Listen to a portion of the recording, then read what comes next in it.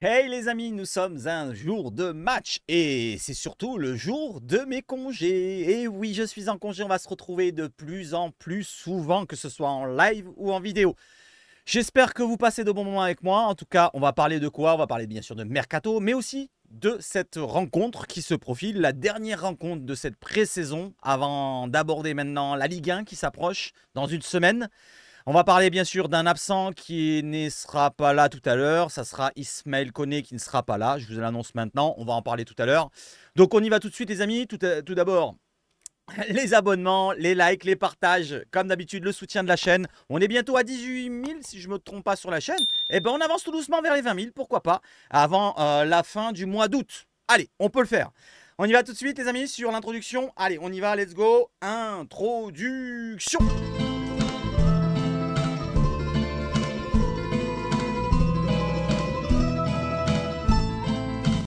Allez, nous commençons par quoi? D'abord, je suis tout en haut cette fois. Voilà, je suis tout en haut, je ne suis plus en bas. Voilà, il est 9h10 exactement à l'heure où je vous fais la vidéo. Pour l'instant, les informations que j'ai, elles sont toutes là et je vais vous les énoncer comme d'habitude. Alors, aujourd'hui, jour de match, comme je vous l'ai dit, le dernier match de ce Summer Tour 2024. On aura peut-être Enrique titulaire, on aura peut-être Meïté titulaire ou peut-être Murillo titulaire. En tout cas, c'est entre les deux, Meïté ou Murillo, lequel sera titulaire? Faites-moi votre propre compo là dans les commentaires les amis. Je vais vous montrer la mienne dans 2-3 tweets juste après. Allez, on va enchaîner. Donc c'est la journée de ce match-là qui va être déroulé du côté du stade d'Augsbourg. On se retrouve tout à l'heure en live les amis. Pour ceux qui n'ont pas encore liké le live de tout à l'heure, eh ben, n'hésitez pas, nous sommes à 23. Si on peut arrondir à 50, on peut le faire, je pense. Je pense qu'on peut le faire les amis. Allez, donnez de la force à la chaîne. Pardon. Je vais boire un petit coup. Comme elle a fait Crucy, mettez des couleurs dans le chat, mettez ce que vous voulez dans le chat, n'hésitez pas à mettre même votre prono pour la rencontre. Augsbourg, qui est une équipe de Bundesliga, qui a terminé 11e de la dernière Bundesliga, une équipe un peu plus sérieuse que précédemment. Donc ça va être un match test par rapport à la saison qui va commencer en Ligue 1. Donc il y aura bien sûr les recrues comme Carboni peut-être sera là, peut-être, c'est pas sûr. Koné ne sera pas là, Greenwood sera là, Cornelius peut-être qu'il sera titulaire, je ne sais pas pour l'instant. Il y a aussi Højbjerg qui devrait être là titulaire, Brassier sera titulaire et peut-être le gardien de l'Ange, peut-être qu'il sera là titulaire puisque Blanco est blessé et Simon en instance de départ du côté de Nîmes. On va en parler tout à l'heure quand je vous montre la compo. Allez, du côté de Brassier justement, il y a Eric Roy qui nous parle de Brassier. Du côté de l'équipe, il y a une interview du côté de l'équipe du coach de Brest. Et il y a eu 2-3 passages où il parlait de Brassier quand on lui a posé la question: que vous inspirent les départs des joueurs comme Brassier? Et derrière, Eric Roy a répondu: j'ai joué à l'OM. Et oui, pour ceux qui ne se souviennent pas, il a joué à l'OM entre 96 et 99, peut-être même 2000, je ne me rappelle plus. Il a joué 3 ou 4 saisons. En tout cas, il a joué dans la fameuse équipe qui allait jusqu'en finale, voilà, contre Parme. On avait perdu 3-0 malheureusement en Coupe de l'UEFA. Il était là, il était présent. Eric Roy qui nous dit: j'ai joué à l'OM, je sais ce que ça représente et pour Lilian, ça va être un révélateur. Et oui, il va devoir passer encore un palier. Il était à Brest précédemment, il a joué 2, 3 ou 4 saisons, je ne sais plus, du côté de Brest. Il a monté d'un niveau à chaque saison et cette fois, on passe encore un palier du côté de l'OM. À voir s'il va s'imposer. Pour l'instant, c'est que les matchs de prépa. Je pense que oui, c'est un super joueur. Allez, on enchaîne les amis, on ne va pas parler de Brassier tout le long. On parle d'un autre match qui va se dérouler du côté du Stadium de Toulouse avec Carboni face à Abourlal, le Marocain. Et ça se déroulera le 31 août à 21h, diffusé par DAZN. Et je vous le retransmettrai, enfin, je commenterai la rencontre en direct sur la chaîne YouTube. On sera présent, c'est un samedi, à 21h pour la 3e journée de Ligue 1. Les amigos. Allez, donc ça c'est dans longtemps et on enchaîne pour la conférence de presse. Voilà, donc il y a beaucoup de rendez-vous à voir ensemble. Conférence de presse dès 14h sur ma chaîne Twitch, pour ceux qui ne le savaient pas. Je vais la diffuser en direct, hein. Vous aurez les images, les vidéos. Longoria sera là, que ce soit Koné qui sera là, que ce soit Højbjerg qui sera là, et même Cornelius qui sera là, sur ma chaîne. Voilà, on diffusera ça sur ma chaîne. Ça sera diffusé sur Twitch OM officiel, mais c'est gratuit, donc on peut le diffuser. Je le retransmets sur Twitch, sur ma chaîne, et on en parlera tranquillement. Voilà, je ferai des petites pauses de temps en temps quand ça parlera pour traduire et tout ici et là. Donc les amis, 14h lundi. 14h lundi sur la chaîne ou 14h30 pour le début du côté de Twitch OM officiel pour la présentation des 3 joueurs. Allez, on enchaîne maintenant avec le match. Et malheureusement, comme je vous l'ai dit, Ismaël Koné a été touché à la cheville lors d'un entraînement cette semaine. Cette semaine à l'entraînement, il s'est fait toucher à la cheville, je ne sais pas par qui, en tout cas, c'est pas précisé. Mais en tout cas, c'est pas une grosse blessure, sinon il y aurait eu des inquiétudes dessus là. Donc on va dire qu'on va attendre de voir un petit peu combien de temps il va manquer. J'espère qu'il sera là pour la reprise de la Ligue 1, parce que c'est dans une semaine, n'oublions pas, ça va très très vite. Il ne sera pas de la partie aujourd'hui face à Augsburg. Voilà, donc je vais vous montrer maintenant la compo, non c'est juste après. D'abord un petit dossier pour préciser la chose, pour Kondogbia. Vous savez, il y a des joueurs qui sont écartés, ils sont mis en réserve, voire même plus. Il y a Mbemba, il y a Veretout, il y a Ulysse Garcia et il y a Kondogbia. Il y en a même d'autres, mais Kondogbia, il a joué pratiquement toutes les rencontres, si je ne me trompe pas, peut-être même toutes les rencontres. Et là, il serait peut-être encore probablement dans la rencontre, puisque Koné n'est pas là. D'ailleurs, il nous précise, du côté de l'équipe, que Roberto De Zerbi commence à apprécier Geoffrey Kondogbia et semble vouloir le conserver. C'est un des plus gros salaires, hein. Il a le deuxième ou le troisième, je crois qu'il a le deuxième plus gros salaire du club.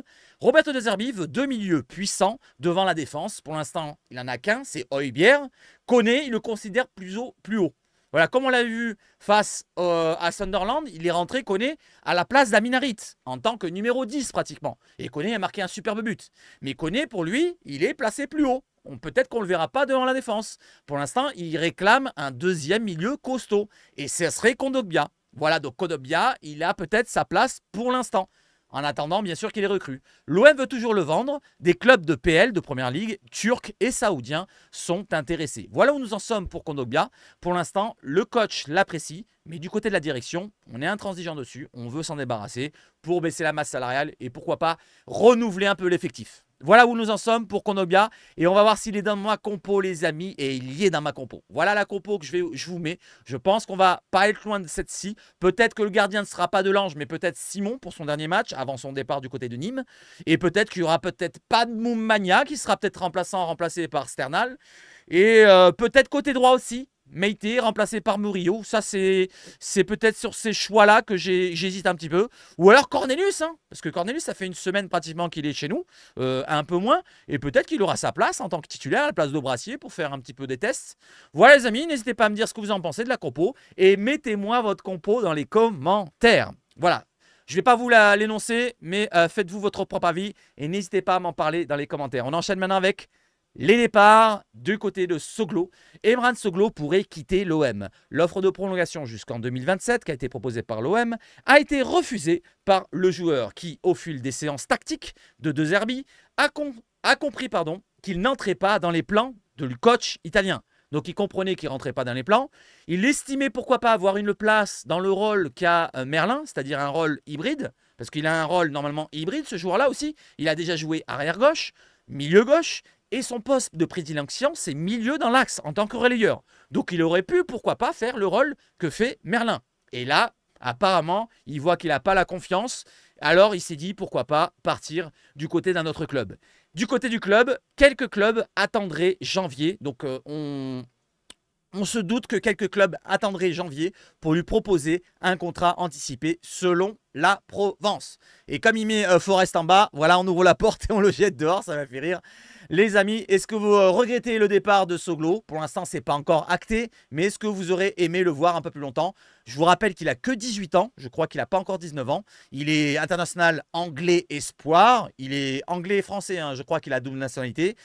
Donc ça aurait été bien de voir sur la durée, peut-être que c'était un bon joueur en devenir. Pour l'instant, on ne sait pas, parce qu'il va sûrement partir. Allez, j'enchaîne avec les autres départs, pourquoi pas du côté de la défense avec Monsieur Gigot. Le PAOK Salonique est à fond sur Samuel Gigot. Des premiers contacts ont déjà été amorcés par les Grecs afin de prendre la température sur les conditions d'un deal cet été, selon Sacha Tavolieri, le journaliste belge.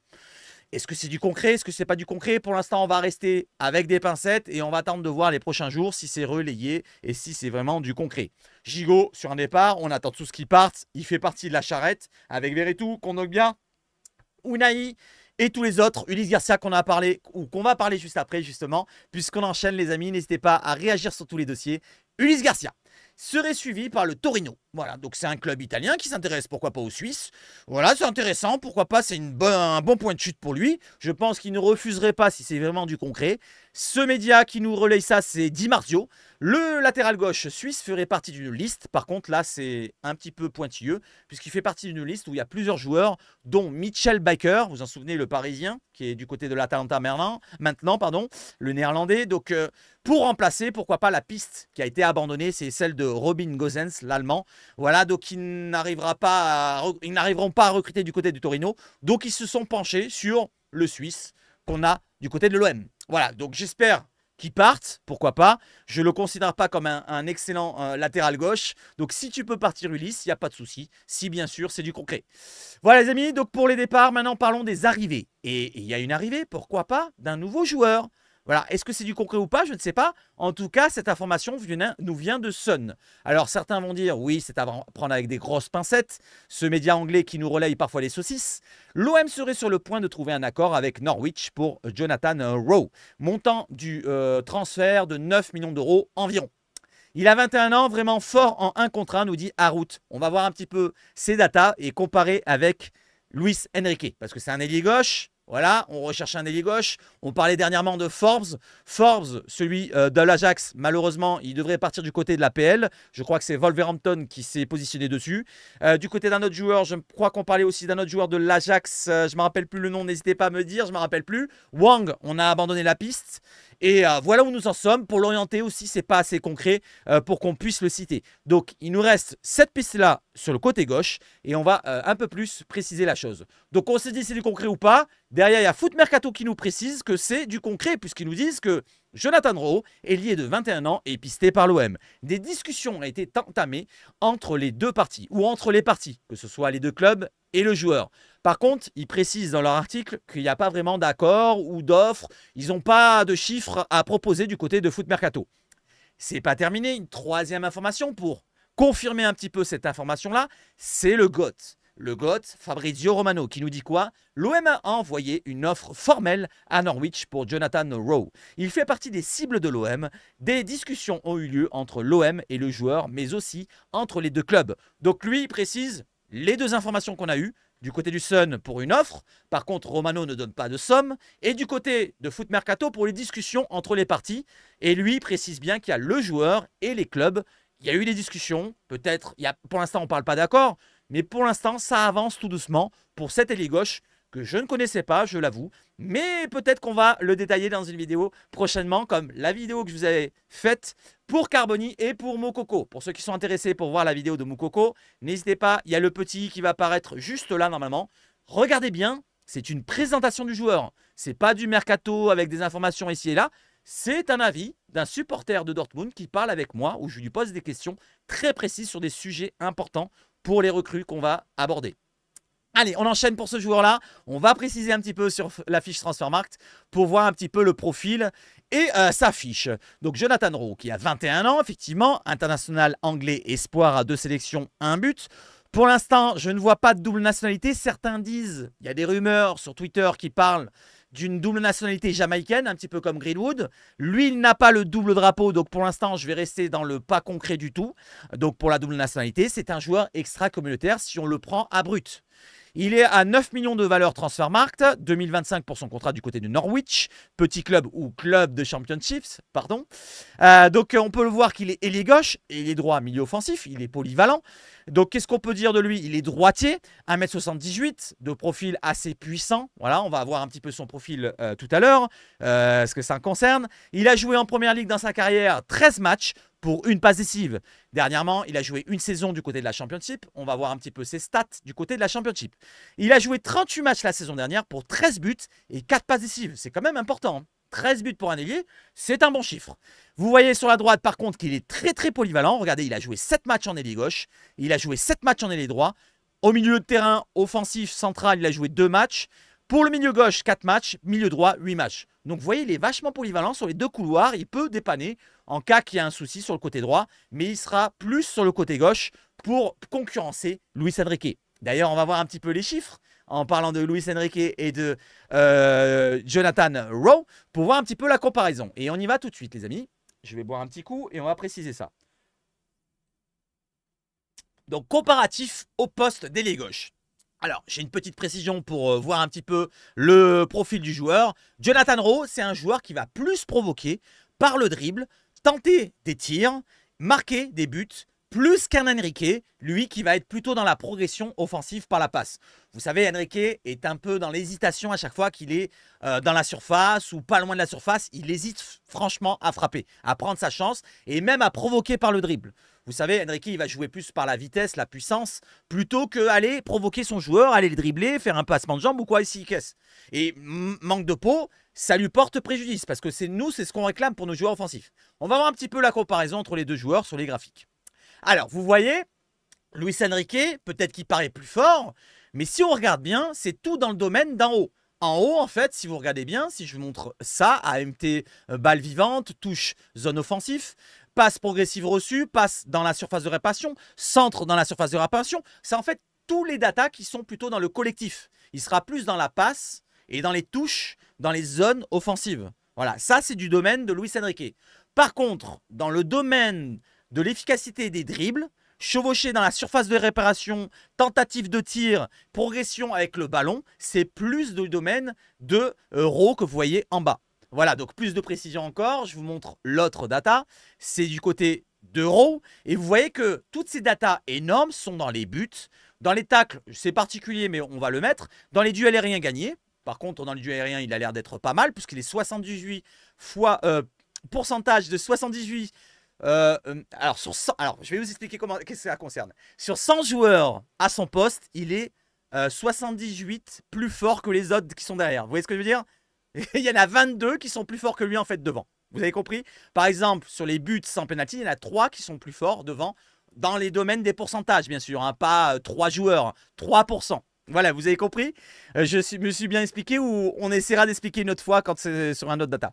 Voilà, donc pour les autres data, vous voyez qu'il est moins fort dans tout ce qui est passe progressive reçue, passe tentée, passe progressive, passe décisive. Et c'est tout ce qui concerne l'avantage de Luis Enrique. Donc Luis Enrique est plus dans la passe plutôt que dans la tentative de dribble, tentative de tir.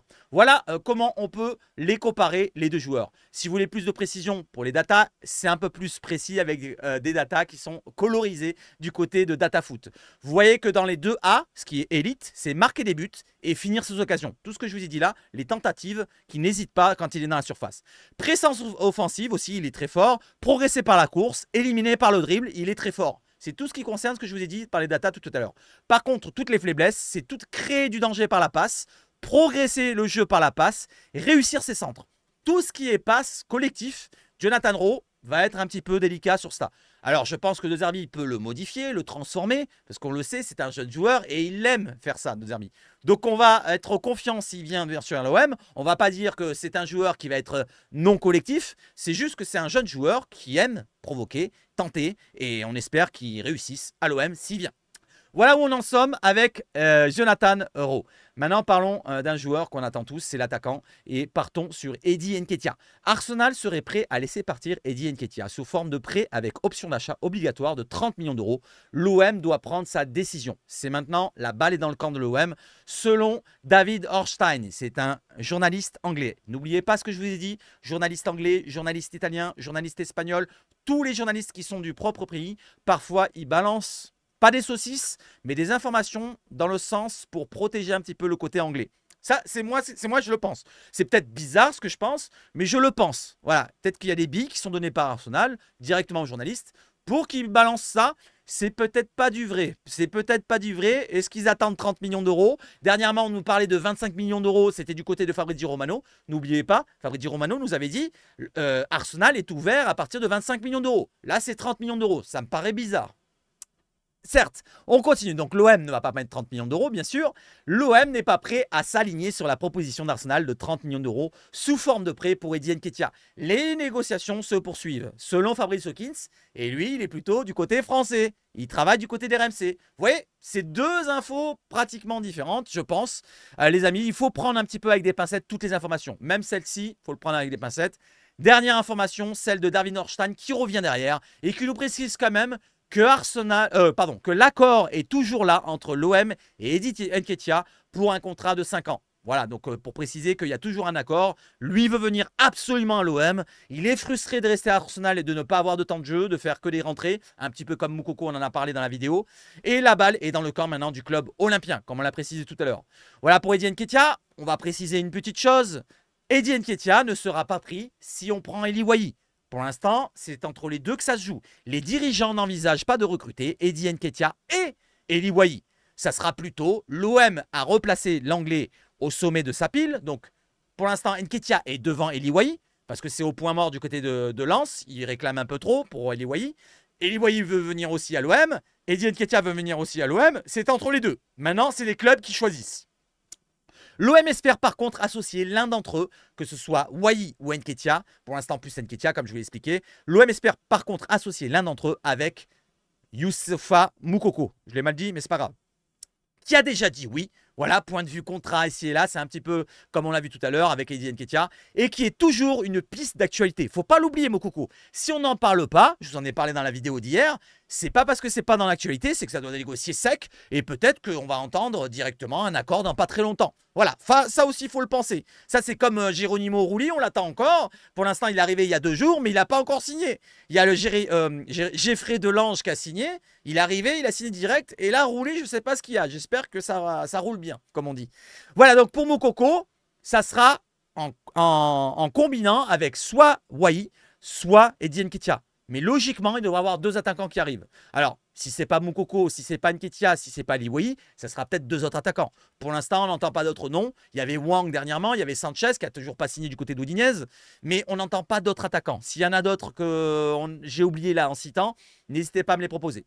Voilà donc où nous en sommes, et je vais maintenant vous comparer pour les attaquants, pour que vous voyez un petit peu les profils, lesquels sont plus complémentaires si on doit jouer à 2 attaquants. Si on doit jouer à 2 pointes, parce que ça peut arriver avec De Zerbi, il peut jouer à 2 pointes. Ce n'est pas forcément un 4-2-3-1, ça peut permuter, ça peut changer à tout moment. Je vous ai mis Eddie Nketiah avec Eli Wahi. Comme je vous l'ai dit, normalement, ils ne devraient pas être ensemble. Et on voit que finalement, ils étaient quand même pas mal complémentaires, si on regarde bien. Le graphique se remplit plus ou moins.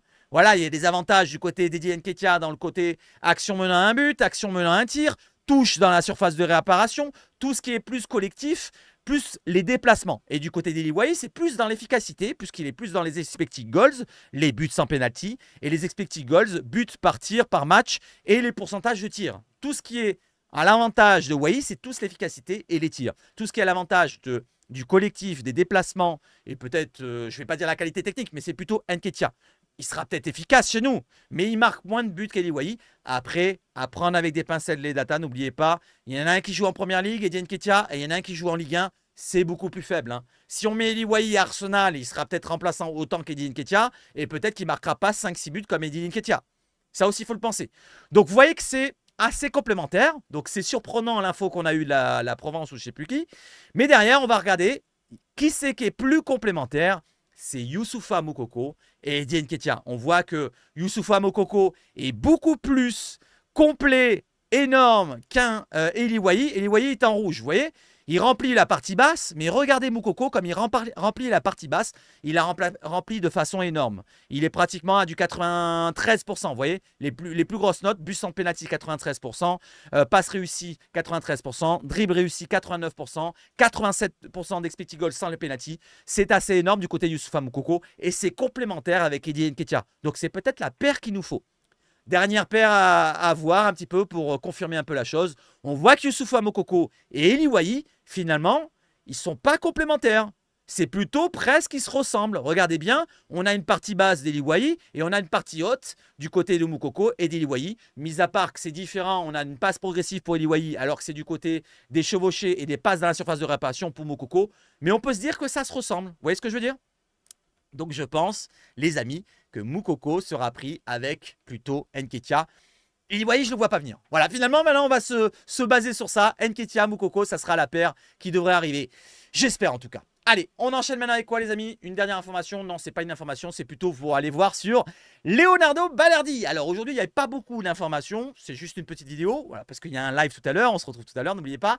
Léo Balerdi, il y a 6 ans. Léo Balerdi et l'équipe des U20 de l'Argentine qui battait la Russie en finale de l'Alcúdia avec Lionel Scaloni en directeur technique et Pablo Aimar en adjoint. J'ai pas mis les autres photos, mais on peut les voir. Hein. Pablo Aimar et Lionel Scaloni, on les voit ici. Voilà, on remontre Léo Ballardi, mais vous voyez, il était tout jeune. Il avait à peine 18-19 ans, je pense, à cette époque-là, puisqu'il a 25, il me semble. Voilà Ballardi, et on va espérer qu'il soit très très fort cette année avec nous à l'OM. Allez, on va rafraîchir maintenant la page des informations pour voir s'il y a quelque chose qui est tombé avec ceci. Alors, on a Marwan Belkacem non, c'est pas Marwan Belkacem, c'est Mohamed Toubachter. Et qui nous a mis une information concernant l'OM. Contrat de 3 ans, on y est presque. Non, ça concerne Rennes. Non, on s'en fout. On va voir maintenant le GOAT, Fabrizio Romano. Est-ce qu'il y a une information qui est tombée? On va regarder, on monte un petit peu. Information de dernière minute. Napoli avec David Neres. Il a toujours l'air endormi, lui. Non. Bournemouth, on s'en fout. Solanke. Tiens, Solanke, c'est qui me parlait de ça? 50 millions 57 millions 57 millions de livres. Ah ouais, c'est énorme. Je descends. Alexandro. Oh putain, il est vieux maintenant, lui. Il joue encore. Ten Hag, on s'en fout. Il n'y a rien qui concerne l'OM puisque j'ai déjà vu ces informations. Voilà, les amis. On va aller voir chez mes amis BOM. Hop. Ou mes ennemis, je sais pas. Summer Tour 2024, même des féminines. 2 Herbie Ball. Geoffrey Colombia commence à se faire apprécier. Ça, on l'a vu, je vous l'ai cité. On va aller voir Team OM officiel s'il y a quelque chose. Je cite. Ouais, il n'y a rien. On va voir Massilia, je pense qu'il n'y a rien. Je pense que c'est très tôt le matin. Non, il n'y a rien. On va aller voir quelqu'un d'autre, peut-être Info OM. Et on va terminer sur eux. Info OM qui nous dit que Eddie Nketiah est la priorité de l'OM. Pablo Longoria le tient en haute estime et un contrat de 5 ans est ficelé. L'OM n'envisage pas de recruter l'anglais et Eli Wahi, mais espère par contre associer l'un d'entre eux à Youssoufa Moukoko. C'est ce que j'ai dit tout à l'heure. Pour le contrat de 5 ans, je vous l'ai cité. Et Eddie Nketiah est la priorité puisqu'il est au-dessus de la pile, comme je vous l'ai dit tout à l'heure. Donc c'est la même information. Et Ismaël Koné est blessé selon Karim Attab. Voilà les amis, j'espère que vous avez passé un bon moment avec moi encore une fois. On va y aller ici. Alors, avant de partir, je vais vous redemander encore de la force, les amis. Sur le live de tout à l'heure, on se retrouve à 15h30. Il est 9h30 exactement du matin. Je vais aller me reposer. Vers les 10h, je pense que je dormirai. Je vais me réveiller à 14h30. Vous voyez combien de temps je dors? À 4h30 environ. Mais c'est pas grave, c'est le plaisir. Et on se retrouve tout à l'heure, vers 15h30 plutôt, pour parler Mercato pendant 1h30. Et après, on partira sur la rencontre avec cet écran-là. Alors, je ne sais pas si je l'ai préparé. FCA OM, oui. Les compos, je vais la changer, vous inquiétez pas. Il y aura la compo peut-être de l'autre équipe. Je ne sais pas si je vais en préparer une pour le côté Augsbourg. Peut-être une de titulaire, mais pas les remplaçants. Du côté de l'OM, je ferai la titulaire et les remplaçants au cours du match. Ici, ça sera pour les infos et les stats en plein match. Voilà les infos pour le mercato. S'il y a quelque chose qui tombe, vous me dites dans les commentaires, dans le chat, pardon, en plein direct. Et on regardera l'information en direct. Voilà les amis, qu'est-ce qu'on fera tout à l'heure sur le live? Voilà, donc j'enlève ça, je reviens là. Alors pourquoi l'intro? Non, c'est pas grave. Alors, vive le foot chez Sebach Foot. Je vous demande encore de la force. On en a besoin sur la chaîne. On en a très très besoin. Je demande beaucoup, mais c'est sur ma chaîne. Je fais ce que je veux, les amis. Pour ceux que ça ne plaît pas, et ben c'est pas grave, c'est comme ça. Et vive le foot chez Sebach Foot. Et on se retrouve tout à l'heure à 15h30, pardon. Je suis fatigué, je vais me reposer. Allez, ciao, ciao, ciao, ciao. Et surtout, allez l'OM. Oh, je suis KO. Oh, je suis KO. Oh, je suis KO.